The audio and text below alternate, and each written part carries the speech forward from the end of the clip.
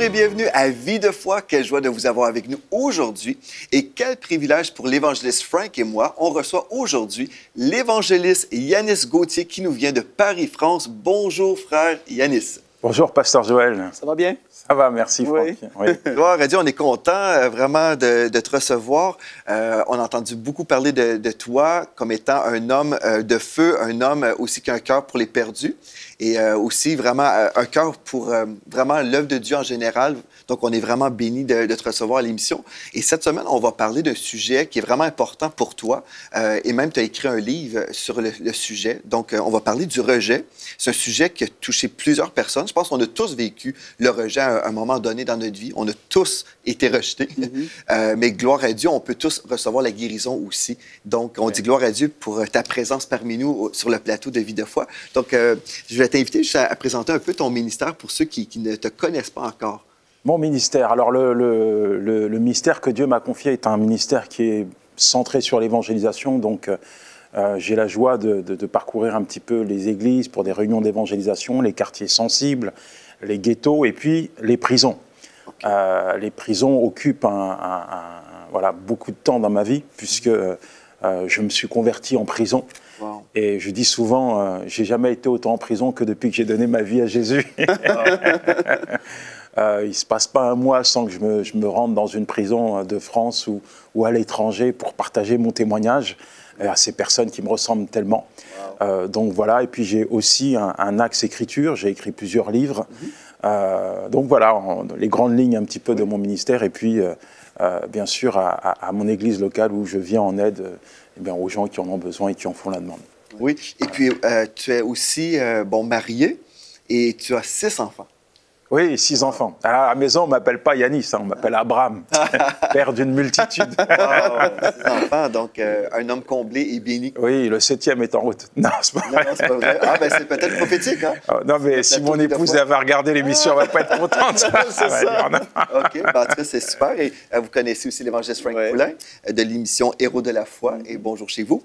Et puis aussi avec Vie de foi, gloire à Dieu. Donc, on va passer du bon temps en parlant aujourd'hui de l'âme blessée.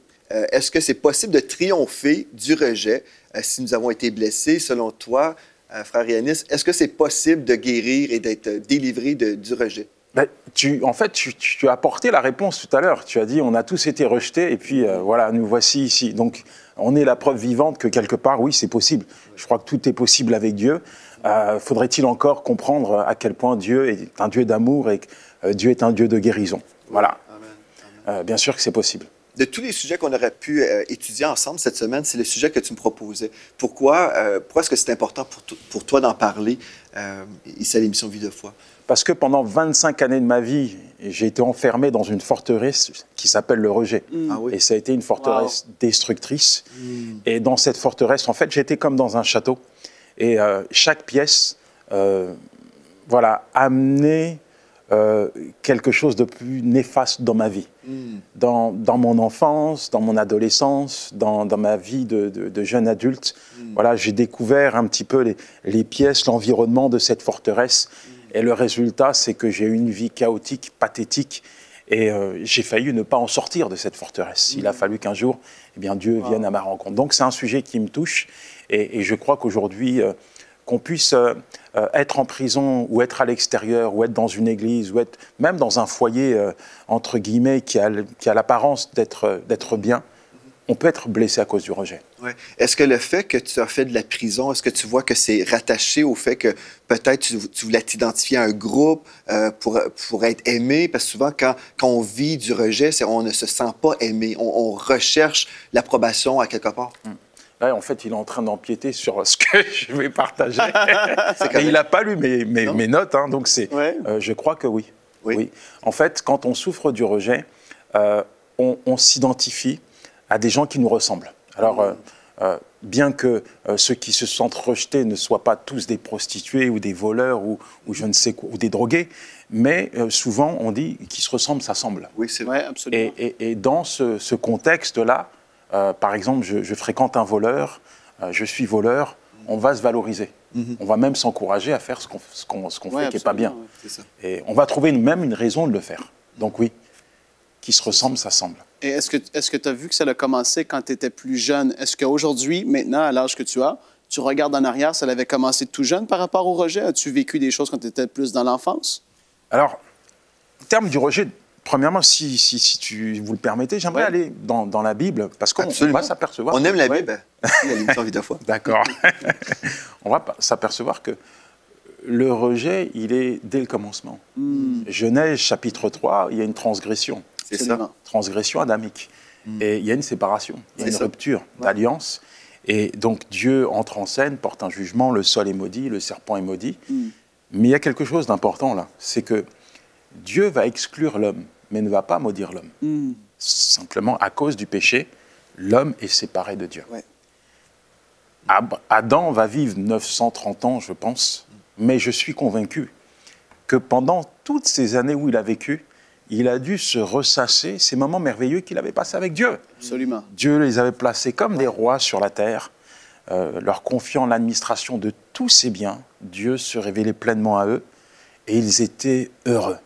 Et là, tout à coup, à cause du péché, ils sont séparés. C'est ça. Ils travaillent dur la terre pour vivre, pour survivre, Ouais. et ils se sont sentis rejetés.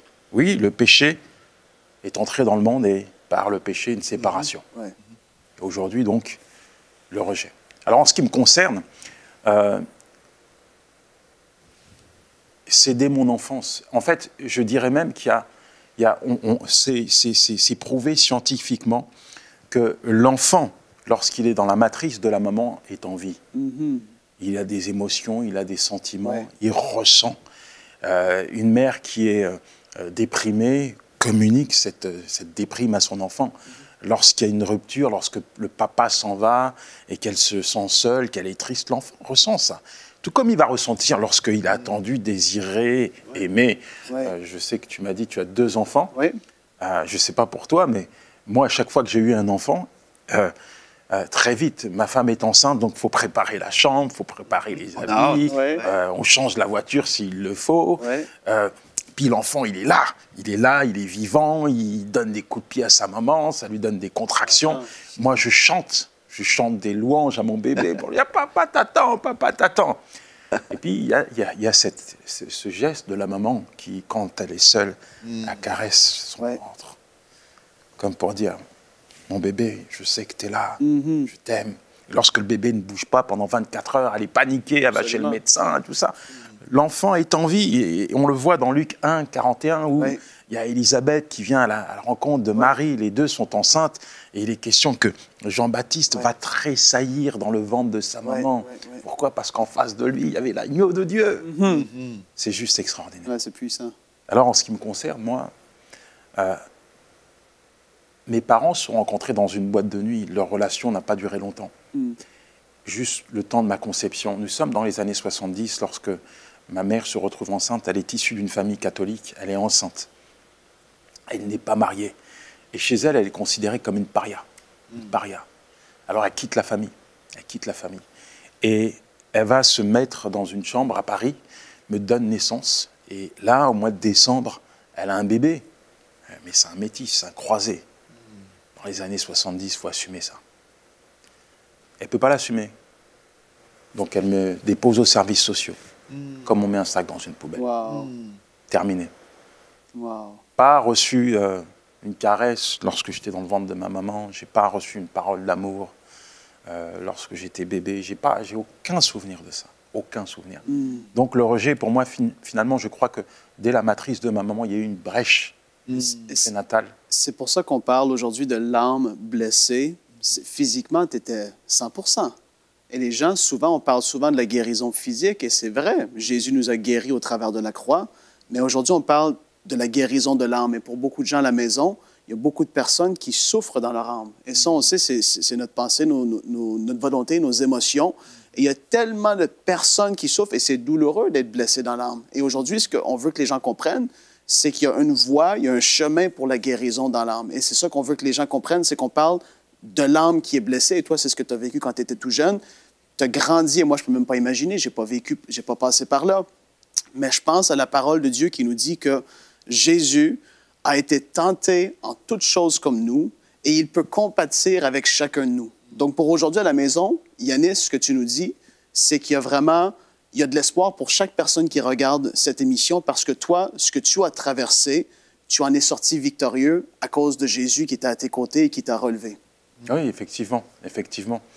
Mais voilà, c'est clair que le Seigneur est là, le Seigneur nous tend les mains, le Seigneur veut nous guérir. Mais sur le plan humain, on parle... Humain, là. Oui, naturel. Parlant, quand tu as été rejeté dans le sein maternel, l'enfant, quand il développe également son patrimoine émotionnel. Donc, il y a un héritage que tu nais avec. Et cet héritage, c'est rejet. Et quand tu grandis comme ça, pour toi, tu es né pour souffrir. Il y en a qui pensent que Dieu les a mis sur la terre pour souffrir. Et ça a été mon cas. C'est-à-dire, je suis né pour souffrir, et il y en a qui naissent pour être heureux. Et c'est tellement destructeur. Et dit dans la Bible, dans Jean 8, verset 44, Jésus parle du diable. Il dit, il a été meurtrier dès le commencement. C'est ça. Il ne se tient pas dans la vérité parce qu'il n'y a pas de vérité en lui. Lorsqu'il profère le mensonge, il parle de son propre fond car il est menteur et c'est le père du mensonge. Et tout l'art du diable, c'est de mentir à un enfant qui vient de naître et qui a ce patrimoine, cet héritage de souffrance, de douleur, et de lui faire croire qu'il est né pour mordre la poussière. C'est ça. Et s'il réussit à faire croire vraiment à un enfant comme ça, même dans son enfance, t'es né vraiment pour un petit pain, t'es un rejet de la société, on te rejette, on ne t'aime pas. Et le jeune enfant croit vraiment ça, il croit de tout son cœur. Et même des fois, les parents vont maudire, ou même il y a des enfants qui se retrouvent dans des familles d'accueil et on va maudire ces enfants-là. Les enfants vont croire. Et le diable, lui, il connaît en fait la parole de Dieu qui nous dit l'homme est comme les pensées de son âme. Dans Proverbe 23, verset 7, l'homme est comme les pensées de son âme. Donc, si le jeune garçon, la petite fille, s'imagine toujours et croit vraiment, je suis rejeté, donc la personne va s'auto-rejeter aussi toute sa vie. Et elle va croire, bien, je suis rejeté, et elle va vivre le rejet toute sa vie. Elle va même attirer le rejet dans sa vie. Admettons, peut-être vous êtes la personne à la maison, en ce moment, vous réalisez que cette série est pour vous. Vous êtes là, vous arrivez peut-être en visite dans une fête, et puis tout de suite dans votre tête, vous vous dites « Ah non, personne ne veut me parler. Personne ne veut être avec moi. Tout le monde aime mieux parler avec telle autre personne que je vois, mais certainement pas moi. » On s'auto-rejette. Et puis finalement, comment dire, c'est que le rejet se multiplie sans fin dans notre vie. Tout ça, c'est à cause d'un mensonge que le diable a semé en nous. Même au niveau du sein maternel, l'enfant peut vraiment expérimenter le rejet, même spirituellement. Alors, en fait, c'est ça qu'on est en train de dire. Bien sûr, bien sûr. Moi, je dois dire qu'il n'y a rien qui a favorisé une autre pensée de ma personne. C'est-à-dire que j'ai été élevé par une belle-mère qui, effectivement, jusqu'à, je sais pas, un certain âge, on fait son identité, on construit son identité au niveau de la famille, puis socialement parlant. Moi, ma belle-mère, comme à ses yeux, j'étais le fruit d'un adultère, je représentais tout ce qui l'a dégoûté. Et si j'étais là, c'est parce que on était pauvres et je représentais une allocation familiale. Donc elle me gardait, forçait de me garder pour avoir une allocation. Mais pas si tu peux imaginer une femme qui, tous les jours, est confrontée à l'infidélité de son mari. Et qui plus est, avec cet homme-là qui n'est pas marié, elle a 2 enfants. Et l'homme est parti. Voilà, moi je suis là, je suis au milieu. Et ça va être terrible. Alors c'est par des insultes. Moi, je me construis au travers d'insultes. T'es un cancre, t'es un bon à rien, t'as un accident, une erreur de la nature. Je passe le reste. Et puis, je me construis aussi au travers des coups. Parce qu'elle joint les coups aux paroles. Sa frustration, sa déception sentimentale, c'est sur moi qu'elle va l'évacuer. Bam, bam, bam. Bam, des coups. Je suis son punching ball. Son homme à tout faire. Et j'ai 4 ans. J'ai une personne devant moi qui me maltraite, qui me détruit. Mais le pire, c'est que dans mon cœur d'enfant, c'est ma maman. C'est ma maman. Alors, comment croire autre chose que ce qu'elle me dit? C'est ma maman. Et pour un enfant, quand il a sa maman ou son papa devant lui, il lui donne sa confiance. Donc, j'ai confiance en elle. Mais voilà comment elle me rend. Et puis, il y a cet environnement en ruine, socialement parlant. Je grandis dans des quartiers malfamés, la Courneuve, 4000 pour 4000 logements sociaux. Donc, c'est une prison à ciel ouvert, un cimetière où il y a des écorchés de la vie. Et on fait face à des HLM. Dans cette cité sont parqués des Noirs, des Arabes, des Juifs. Et il y a des gens qui ne supportent pas ça. Je me souviens de ce jour où il y a mon copain qui prend un coup de fusil dans la poitrine, qui meurt sous mes yeux. Donc, voilà, tout ça me montre que ça, c'est ma vie, ça. Je suis né pour ça. Pour être à l'écart. Ouais, c'est comme ça. Il faut accepter. C'est la volonté de Dieu. Et puis, tu n'as pas cru ce mensonge-là toujours parce qu'aujourd'hui, tu es ici avec nous. Oui, heureusement. Qu'est-ce qui a été le déclencheur, selon toi, où tu es arrivé et tu as dit non, non, non, c'est pas pour moi cette vie? Quand j'étais au plus bas, quand je me suis retrouvé en prison et que ma conjointe me parle de l'amour de Dieu, l'homme est créé à l'image et à la ressemblance de Dieu. On ne doit jamais oublier ça. À l'image et à la ressemblance de Dieu. Dans chaque homme, dans chaque individu, il y a ce besoin d'aimer et d'être aimé. Les gens les plus durs, les cruels, les plus endurcis ont été arrêtés parce que souvent, ils avaient une faille dans l'affection. On ne pouvait pas les attraper, mais on savait qu'à un moment donné, l'homme allait voir ses enfants, l'homme allait voir son épouse, l'homme allait voir ses parents. On a besoin d'aimer, on a besoin d'être aimé. C'est comme ça, l'homme est fait comme ça. Mais chaque parole, en fait, que ma conjointe me donnait au parloir de la part de Dieu, c'est comme si Dieu venait ressusciter, réveiller, raviver, ranimer cet amour qui avait été piétiné finalement. Wow. Ça a été une rééducation de ton âme, parce qu'on parle de l'âme aujourd'hui. Donc, toi, tout ce que tu as vécu, et là, si on a vu ce que tu as vécu, et là, on part dans le chemin un peu de la guérison de ce que tu as vécu dans ton âme, ça a été une rééducation de comment tu te percevais toi-même et comment Dieu te percevait aussi. Il a fallu que tu passes au travers de ces étapes, non? Oui, je dis souvent, un homme qui se sent bien dans sa peau ne se demande pas qui il est. Quand tu sais quitter, tu ne te poses pas de questions. Et je compare souvent, alors c'est une petite image, mais le corps est fait de 3 parties, esprit, corps et âme. Et je dis souvent, l'âme, c'est le moteur. Le moteur. C'est comme une voiture. Tu peux avoir une Ferrari, si le moteur ne fonctionne pas, tu peux toujours rester dans ta voiture, ça n'avancera pas. Et quand tu as une âme qui est blessée, qui est meurtrie, qui est détruite, il y a du travail. Il y a un vrai travail, c'est une résurrection, de reconstruction. Et ça ne se fait pas en un jour. Ça se fait pas en un jour. Il y a peut-être des gens qui sont en train de nous regarder, qui ont l'âme blessée et qui ont justement des pensées terribles parce qu'ils ont été démolis, piétinés, maltraités par des gens qu'ils aimaient. Je crois que cette émission, elle est pour vous. J'aimerais vous dire que Dieu vous aime. Moi, en tout cas, ça me touche entendre ce que tu partages parce que je crois vraiment ce qui a tout changé, en fait, c'est la révélation de l'amour de Dieu. C'est vraiment ça.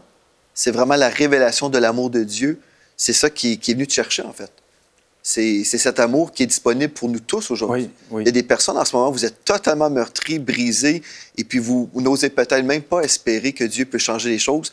Mais l'amour de Dieu qui est allé dans cette prison, bien cet amour est disponible pour nous tous aujourd'hui. C'est ça qu'on recherche, c'est l'amour. On veut tous être aimés. On veut tous être aimés, c'est normal. Puis parce que Dieu nous a créés, en fait, pour être aimés. Parce que quand on pense à ça, pourquoi est-ce que Dieu a créé l'être humain? Dieu est autosuffisant, il n'avait pas besoin de nous, là. Et Dieu descendait dans le jardin, il parlait avec son homme Adam. Il parlait avec lui. Et moi, je trouve ça phénoménal. Dieu ne nous a pas créés dans la catégorie des animaux.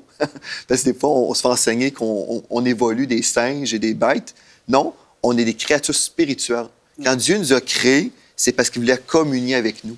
Il voulait aimer l'être humain. C'est pour ça que Dieu nous a créés. C'est parce que Dieu est amour et puis ce Dieu d'amour voulait aimer des créatures. Il voulait avoir des objets à aimer. On est des objets de son amour. Et si on ne vit pas l'amour de Dieu, on vit avec un vide. On est à la recherche. C'est pour ça qu'il y a des gens qui se tournent vers toutes sortes de choses à la recherche de l'amour, à droite, à gauche, que ce soit dans le succès. Certaines personnes recherchent l'amour même dans leur carrière. Par exemple, ils pensent, si je réussis dans ma carrière, là, finalement, je vais être aimé de quelqu'un ou je vais être approuvé. ou peut-être il y en a d'autres, c'est dans l'immoralité, ils vont essayer d'être comblés par toutes sortes de choses, mais finalement, ils restent toujours vides. Mais c'est seulement Dieu qui peut remplir un cœur. C'est seulement Dieu qui peut nous combler. Et c'est un amour que toi, tu as vécu, qui est disponible pour chaque personne aujourd'hui qui est là, qui nous suit à la télévision.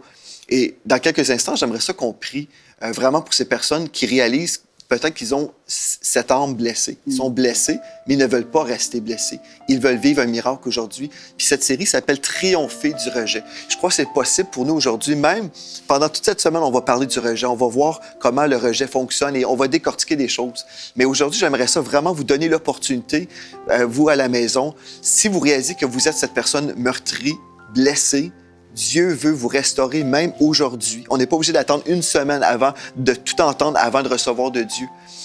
Évangéliste Yanis, si quelqu'un ne connaît pas Jésus-Christ aujourd'hui, ne connaît pas ce Dieu d'amour, qu'est-ce qu'on doit faire aujourd'hui pour juste recevoir cet amour et pour être transféré du royaume des ténèbres et découvrir ce Dieu d'amour? Qu'est-ce qu'on doit faire aujourd'hui? Se tourner vers lui et l'accepter comme Seigneur et Sauveur. J'aimerais juste compléter ce que tu disais. Me souviens lorsque j'étais à la cité et que je voyais mes copains mourir, soit par la drogue, se faire tirer dessus. Il y a un mot qu'on employait souvent, c'est le mot « hel muktoub ». En arabe, ça veut dire « c'est ton histoire, c'est ton destin, il faut l'accepter ». Et ce mot-là nous permettait de mieux traverser la souffrance, de mieux l'accepter. Et pendant des années, j'ai accepté. Et pendant peut-être des années, tu as accepté cette douleur, ce rejet. J'aimerais juste terminer par un texte qui se trouve dans le livre de Jérémie, chapitre 29, au verset 11, où il est dit « Moi, l'Éternel, je connais les projets que j'ai formés sur vous, projets de paix et non de malheur, car mon désir est de vous donner un avenir et de l'espérance. » Le jour où j'ai découvert ce texte, j'ai rejeté le rejet. Amen. J'ai rejeté le rejet. Non, Dieu a un avenir pour moi. Il a des projets de paix et d'espérance. Il ne m'a pas mis sur la terre pour que je souffre continuellement, pour que je sois rejeté. Dieu m'aime. Et avant même la fondation du monde, il me connaissait. Que mes parents m'aient voulu ou pas, lui m'avait souhaité, désiré. Et il a choisi mes parents pour me mettre au monde. Je ne suis pas un accident. Amen. Je ne suis pas une erreur. Je suis les résultats de la volonté de Dieu. Et ça, c'est la vérité. Alors là où tu es, peut-être qu'on t'a rejeté, peut-être même qu'on t'a dit « tu es un accident, on ne t'a jamais voulu ». Peut-être que tu es le fruit d'un adultère, peut-être que tes parents t'ont rejeté parce qu'ils attendaient un garçon et tu es une fille. J'aimerais te dire que Dieu t'aime, que ta présence sur la terre n'est pas un hasard. Alors si simplement tu veux le voir agir dans ta vie, si simplement tu veux voir Dieu venir te guérir du rejet, accepte Jésus-Christ comme ton Seigneur et Sauveur. Dans Jean 3,16, il est dit « Dieu a tant aimé le monde ». Dieu a tant aimé Joël, Dieu a tant aimé Franck, Dieu a tant aimé Yanis. Dieu t'a tant aimé qu'il a donné son Fils unique afin que quiconque croit en lui ne périsse point, mais ait la vie éternelle. Est-ce qu'on pourrait prier avec les personnes aujourd'hui qui se sentent prêtes à vraiment s'abandonner entre les mains de Dieu et vraiment donner leur vie aujourd'hui et même oser croire que Dieu est capable de changer leur vie? Est-ce qu'on peut prier ensemble? Père, nous te remercions parce que nous croyons que aujourd'hui encore, tu as su interpeller, parler au cœur. Jésus. Nous voulons te remettre toutes ces personnes, Seigneur, qui sont derrière leur écran, leur ordinateur et qui ont entendu ta voix, Seigneur, venir parler à leur cœur. Tu as su parler, tu as su convaincre et tu t'es révélé, Seigneur, à celui qui ne te connaissait pas. Aussi, je veux te demander, Seigneur, de les toucher maintenant, de venir essuyer leurs larmes, de venir les guérir du rejet. Je veux te demander, Seigneur, de les amener à toi. Oui, Seigneur, toi, le Dieu de gloire, le Dieu d'amour, le Dieu d'espérance et de paix. Merci pour l'œuvre que tu vas accomplir dans la vie de celui qui t'accepte comme Seigneur et Sauveur. Merci pour l'œuvre que tu accomplis dans la vie de celui qui te connaît et qui souffre du rejet. Merci, Seigneur, parce que tu connais exactement l'état du cœur de l'homme. Rien n'est caché devant toi. Tout est mis à nu. Merci parce que tu poses ta main là où ça fait mal. et tu guéris, Père, dans le nom de Jésus. Amen. Amen. Amen. Frank, est-ce que tu pourrais prier pour ceux qui veulent prier cette prière de repentance, qui veulent vraiment aussi...